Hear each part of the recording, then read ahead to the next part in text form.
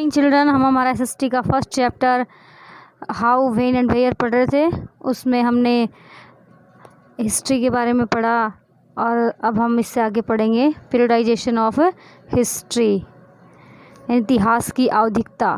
Periodisation होता है आवधिकता। पीरियडाइजेशन इज़ द प्रोसेस और study of categorising the past into discrete quantified named blocks of time. यानी जो पीरियडाइजेशन है, आवधिकता है, वो किसका अध्ययन है?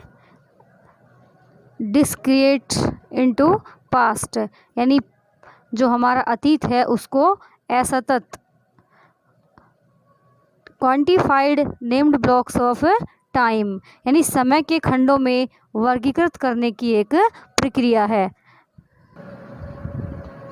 It is usually done in order to facilitate the study and analysis of history, understanding current and historical process and causality that might have linked to those events। यानी जो it is usually, यह है प्राय, done in order to facilitate the study and analysis of history, यानी कि इतिहास के अध्ययन और विश्लेषण करने की, understanding current and historical process, यानी कि वर्तमान को समझना, एंड हिस्ट्रिकल प्रोसेस और एक ऐतिहासिक प्रक्रिया है, and causality the might have linked to those events, यानी जो पास्ट की जो घटनाएं हैं उनको समझने और उनकी ऐतिहासिक प्रक्रिया है।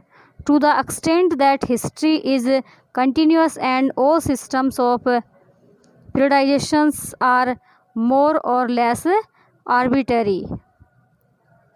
यानी तो ये जो आवधिकता है, आवधिकता क्या होती है? पीरियडाइजेशन समय अवधि को ही कहते हैं आवधिकता, यानी कि जहाँ तक इतिहास निरंतर होता है, that extend that history is continuous, यानी कि जहाँ तक इतिहास निरंतर होता है, and all system of periodisation, और जो आवधिकता के सभी तंत्र होते हैं, are more or less arbitrary, यानी कि जो आवधिकता के सभी रास्ते होते हैं वो मनमाने ढंग से पूर्ण होते हैं।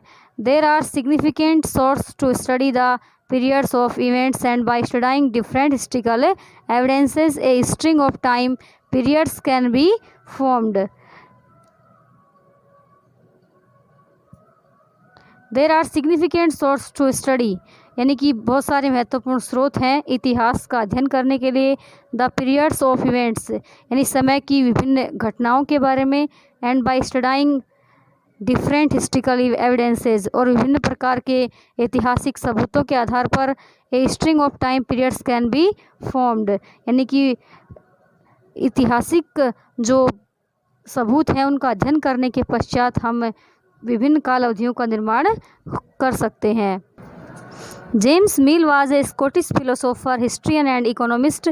जेम्स मिल जो कि एक स्कॉटिश दार्शनिक था, इतिहासकार और अर्थशास्त्री था। He begins his history of British India in 1806, expecting it to take him about 3 years, but it completion proved to take instead 12 years, with 3 substantial volumes at least being published early in 1817। यानी कि जो James मिल Scottish दार्शनिक था, इतिहासकार था, उसने अपनी जो British history of British India, जो ब्रिटिश इतिहास था भारत के अंदर, उसने 1806 ईस्वी में लिखना शुरू किया था, यह आशा करते हुए कि शायद 3 वर्षों में उसकी जो है वो कंप्लीट हो जाएगी। लेकिन क्या हुआ कि but its completion prove to take instead 12 years, लेकिन इस बुक को कंप्लीट होने में 12 वर्ष का समय लगा। विथ 3 substantial volumes, उसके at last being published early in 1817, यानी कि book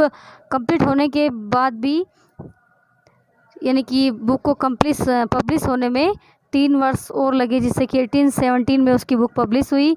in 1819 he was appointed an official in India house despite his drastic criticism in the history of British rule in India, यानी कि 1819 ईस्वी में उसको भारतीय house के अंदर एक अधिकारी के रूप में नियुक्त किया गया। डेस्पाइट हिज ड्रास्टिक क्रिटिसिज्म, यानी कि इतिहास के अंदर उसको बहुत सारी क्रिटिसिज्म, आलोचनाओं का शिकार होना पड़ा।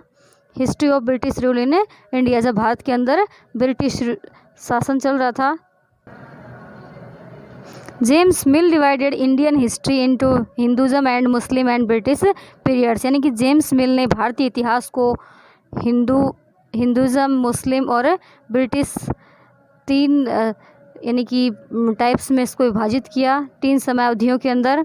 This periodization is based on the religious line that there was a phase for which the Hindus were the rulers and other work ruled. This periodization is based on the, यानी कि यह जो समयावधि थी वो ऑन द रिलीजियस लाइन्स, यानी कि धार्मिक तथ्य के ऊपर आधारित थी।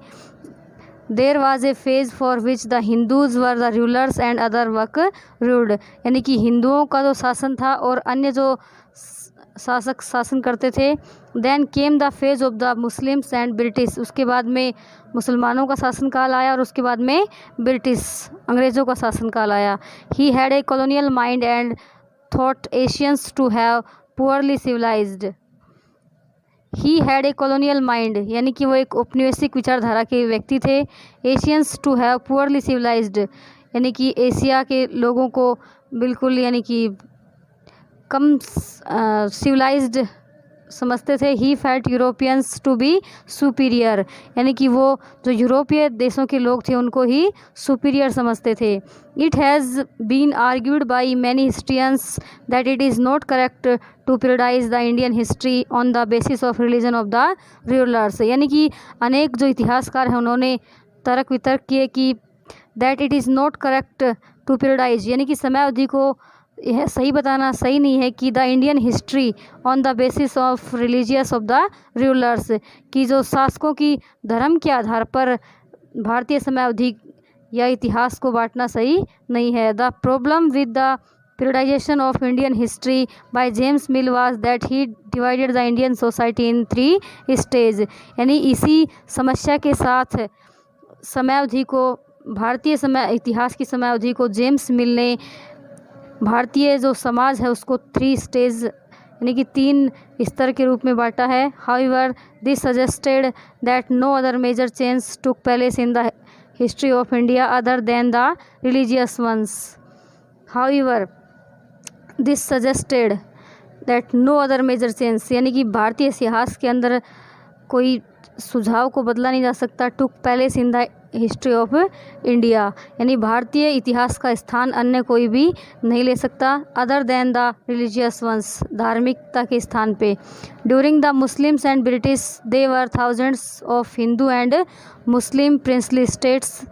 During the Muslim and British, यानी कि मुसलमानों के शासनकाल के दौरान और अंग्रेज़ों के शासनकाल के दौरान हज़ारों हिंदू और मुस्लिम शाही राज्य स्थापित थे। In fact through this periodization he tried to divide the people with their own specific identity which was not correct, यानी कि इस वास्तविक रूप में उसने इस समयावधि के दौरान लोगों को दियर ओन स्पेसिफिक आइडेंटिटी यानी कि अपनी वास्तविक पहचान के रूप में बांटने की कोशिश की विच वाज नॉट करेक्ट, लेकिन ये सही नहीं था।